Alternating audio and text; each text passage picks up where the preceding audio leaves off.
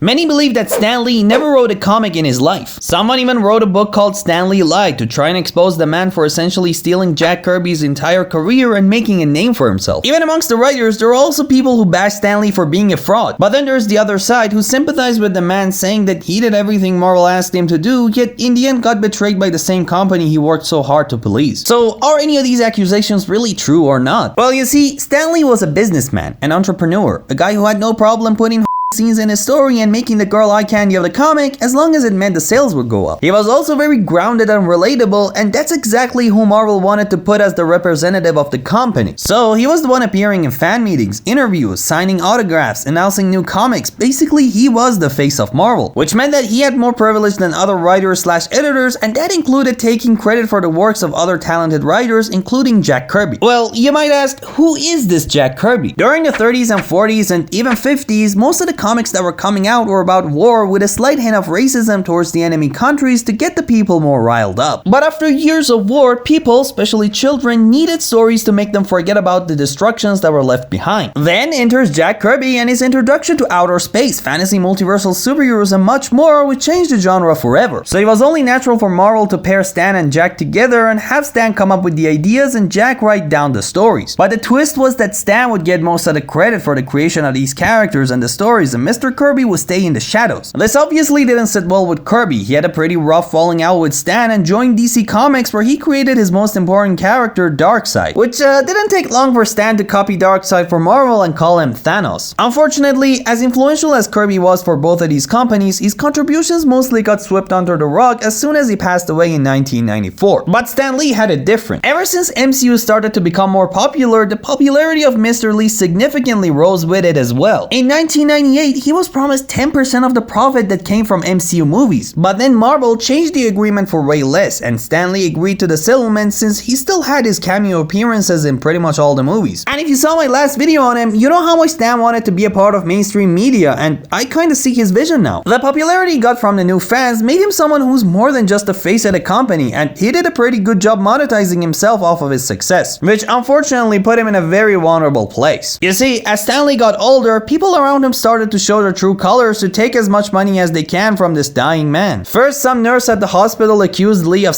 harassment. Then his own manager was charged and arrested for stealing more than $300,000 worth of Lee's assets. And lastly, rumors circulated that Stan's own daughter was physically and verbally her father, spending his hard-earned money, and was forcing him to work overtime, which explains pictures like this where Stan Lee was just out of it. Not to mention the whole Stan Lee NFT thing, which was just monetizing off of a dead man's success. There were also his colleagues who'd steal his blood sample from the hospital to sign comics and sell them to the fans. It's genuinely tragic how people like Lee and Kirby got treated like this by the companies they trusted so much. But I'm curious to know what you guys think of this. Please let me know in the comments below, like and subscribe, do all the good stuff, and I'll see you in the next one. Bye.